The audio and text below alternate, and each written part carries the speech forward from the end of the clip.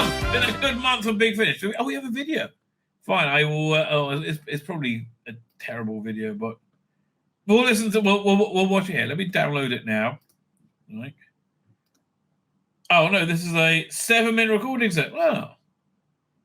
Oh, that's actually quite interesting. Okay, so this is going to be, this is something I think we should definitely talk about.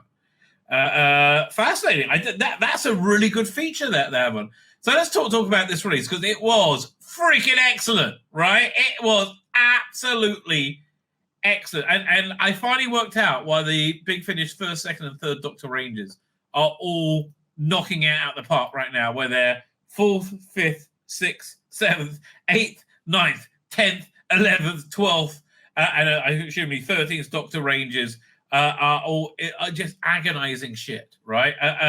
It's because the first, second, and third Doctors are all overseen by Nick Briggs, and they are all knocking out the park. This one, especially so, written by Jonathan Morris, who's been doing a lot of good stuff recently. What's he done right now? Let's have a quick look. Recent first. Oh, I didn't realize he's doing something on the Classic Doctors New Monsters. Although the last one was really shit, so I'm really not into. He also wrote Future of the Dalek. So yeah, he's been. This is as good, I would say. This is a very, very, very era accurate story. It feels seamlessly like you are in that third Doctor era, but it's okay. The interesting thing is, it's exploring things in a season 11 style that they didn't explore that much in season 11. So it's a very much it's one of those space-bound stories that he would have with Joe Grant, but instead with Sarah Jane Smith. And generally speaking, it so seamlessly fits into that era. All right, it's excellent. So there's no nobody in it that was in the original production, but it feels incredibly authentic to that era. Is a testament to how strong it is. Excellent. And the performance that Tim Treloar puts in, I think, is excellent. I really wish they would cosplay him in some like, why not? He's got the nose for it, and it doesn't matter if he does. I would like to see what it looks like dressed as a third Doctor, right? Sadie Miller as Sarah Jane Smith. She took some getting used to, right? From now, she feels like Sarah Jane Smith. So Sarah Jane Smith, she's a little bit too posh, right? Right? She's just a teeny bit too posh. So the basic premise of this is the Doctor is diverted to this asteroid belt, and he assumes the Time Lords are doing it, but it's not clear if that's the case. And you have this really good political thriller, which feels very similar to Colony in Space, or with elements of Death of the Daleks as well, right? It really, really, genuinely worked very well. This colony, not this colony, this asteroid is on used to be a prison colony, so and now the it's like Australia, like the prisoners have gone on to start their own colony, right? But they're still under Earth's thumb, as it were, and in the makings of, they talk about they wanted to have it mirror the American Revolution. So yeah, this is basically about the initial revolution that got all the colonies that were out in space out from under Earth control. But this was the first one that kicked it off. So you have that going on. You've got this really fascinating subplot, which becomes the main plot of the last prisoner from the prison. And then you got this whole psychic powers plot going on through some kind of alien intervention. It's really excellent, right? It's really, and just everything is layered, so it keeps bubbling on. It fills the 6 discs perfectly. If you like the third Doctor, you really can't go wrong with this, right? It really knocks out the park. So let's see what this video is they put out about it. because they are really excellent together as well. They bounce off each other nicely. Can't you use your screwdriver on the door and get us out? I wish I could. Unfortunately, it's back in the medical bay. So you do hear that she's like a little bit too posh, but he really feels like he's inhabiting the Third Doctor. Stuck here with no protection from the psychic radiation. No. Thanks very much. Brilliant. Now, you may think that this looks like the Soundhouse Studios in North Acton, but in fact, we're in space. Okay, where did you get that dematerialization circuit from? He's a Doctor Who fan. That's right. We're in space. Yeah, okay. He could totally cosplay as the Third Doctor. He's got again. Once you got the bouffant hair on him and everything else, shave the beard, right? You would squint and he's there. You control this force. Doctor, I can't control it. The brief for this story was to do a story which was set somewhere other than the planet Earth. So I thought, well, that's narrowed it down. So space. Conrad says, I haven't listened to this one yet, but it sounds as if it might be something in common with Heinlein's The Moon is a Hearth's Mistress. Maybe. Which is basically American Revolution. Well, yeah, listen, it's taking the inspiration from the same place. To space. In the story Revolution in Space, we find that Earth has run out of its natural minerals and resources due to... Oh, yeah, that's the other thing. So, yeah, there is the normal... there is what you could interpret as normal 2024 wokery. But it feels more like Malcolm Hugh wokery, which I really don't mind at all. Overpopulation and over farming and over mining. So they have colonized areas of space, and in particular, there's an asteroid that is colonized. Now, it is inhabited by people who were born in the asteroid. Maybe this. Yeah, I just covered this. It's thousands of years after they've left the Earth, but they decided now that they want independence from Earth. So it's rather, I suppose, a bit like the American Revolution. Connect this office to the... Oh, yeah, that's the thing. Again, but finally, I just stopped him when actually getting a performance. Rather, I suppose, a bit like the American Revolution. Connect this office to the Earth ship, Ghoul. Yes, sir. Hygieia Control, repeat. MSF Conqueror calling Hygieia Control. This is your final warning.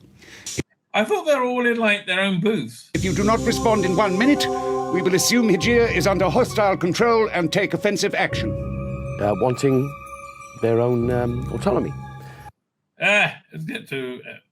Okay, I'll try and do the Boston Tea Party. Hidden deep within the asteroid. Yes, so we are in space, and I get to do a bit of space acting, shockingly enough. Sarah in space, and imagining what it would be like to do an actual space walk to... Yeah, that was actually quite a good scene. It was a decent cliffhanger. And you just cut on the mutants. That's what it really is, right? It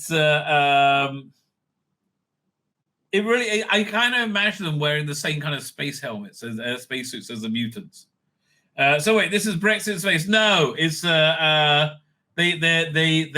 like the revolution in this case. Get the feel of that just through your voice in a booth. Listen to me, Sarah. Oh, Doctor, I'm scared. Just making it up as I go along now. You destroy one of their spaceships, they'll send more, won't they? Because they're a whole planet. Well, I really can hear Liz Slade in this, right? Sarah Jane Smith. So it really is quite nice. You're just one asteroid, and then you will have a war on your hands. If you didn't know, this is Sadie Miller, Liz Sladen's daughter. War you can't win. Sorry, but who the hell are you? It's lovely to write for Sarah Jane Smith because she has such a distinctive voice, and she's a proactive character who you can give lots of work to. So she doesn't just stand by and ask questions. She can do, but also she drives the story. She doesn't She really, I mean, again, she's so much better than when she first started, which would make sense. stand around. And so as a writer, it demands you to come up with more stuff for her to do. So obviously I do think of her, but not necessarily as her, but as her portrayal of Sarah, because obviously it is integral that her performance comes across. That's what people are looking to hear, the Sarah. So yeah, listen, imagine you can do AI animation, right? And you can do any like animation model. I would love to see them actually act with their mannerisms and mocap and everything out, and then change that into an animated Third Doctor and Sarah Jane. Wouldn't that be incredible? That they know, and then my interpretation. Although, for that thing, once you could do that with AI, you would be able to create an algorithm so it would be able to, instead of an animation, imagine what it would look like with John Pertwee and Liz Sladen in a 1970s production, right? And you would have a perfect, that's freaky. Layered across it, like a nice cake, you know. So I obviously think about Mum all the time, really, thinking about how she would do it and how her Sarah would. She would be 89, I think, yesterday. Would come across in those moments. How are you feeling now, Sarah? My headache hasn't gone, if that's what you're getting at. There's irony for you. Only a few hours left to live, and I spend them actually feeling like death. Yes. Reminds Actually, most people do in the last few hours of life, darling. me of when I was a young boy, when I went to see the hermit that lived on the mountain behind. Right. I was remembering what I was thinking about. So again, this ties very nicely into that era, right? It feels like it slots beautifully to that season. My house. Oh, Doctor, must you? Sadie's lovely. She's lovely to work with. Oh, as are all three of them are fantastic to work with. When they're not obviously bullying me, which they do continue. Well, oh my God, what's it? Katie Manning is great. Look at all the expressions going on. I love Katie Manning. So bonkers. She's lovely to work with. Oh, as are all three of them are fantastic to work with. When they're not obviously bullying me, which they do continually. But yeah, Sadie's great. She's a brilliant actress, and you know, as Sarah Jane, she sounds just like her mum, and she's such fun to be in the studio with. And it's great, the dynamic between the Doctor and Sarah Jane. That's very true. The dynamic is excellent, right? The dynamic is you feel like it's them, right? Is much more full of banter, and she bites back at him so much more, and I quite enjoy that. She doesn't let her get away with that much. When he's rude to her, I think she's more than his match. Oh, this also ties into no, this one doesn't tie into Time Warrior. That's the Sontaras versus Rutan's release. What I wanted to ask you was, given that you work with Katie Manning as Jo Grant, Daisy Ashford as Liz Shaw, and Sadie Miller as Sarah Jane Smith, do you ever feel under pressure to express an opinion? Wouldn't it be great if they did a Third Doctor release with all of them? They should really do that. Some kind of ultimate Third Doctor, like they're doing with the Sixth Doctor next month. Right, you'd have like Jo Grant, Sarah Jane Smith, and Liz Shaw, and the Brigadier, and you Benton, and you can bring her. Oh man, I would love to. And they finally find somebody to do the Delgado Master, right? Maybe like the end of the Delgado, the final problem. Like, what's his name? Did that from LA, from Black Glove Studios. What's his name? The Final Problem. On who your favourite is?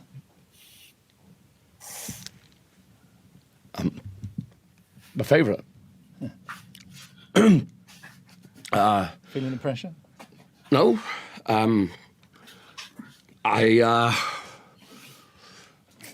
They're all... Okay, the answer is no hablo inglés, right? The first two episodes of The Infinite Quest were recorded like this. The third and fourth was recorded in separate booths. Oh, I did not know that. Infinite Quest wasn't that good, as I recall. They're all lovely. Oh, shut up. To work with, he is like just William, naughty schoolboy, a lovely energy, and I think Tim has a lovely way of making everyone feel really relaxed in the performance, even all the other guest actors. What, does he give him a hand job beforehand?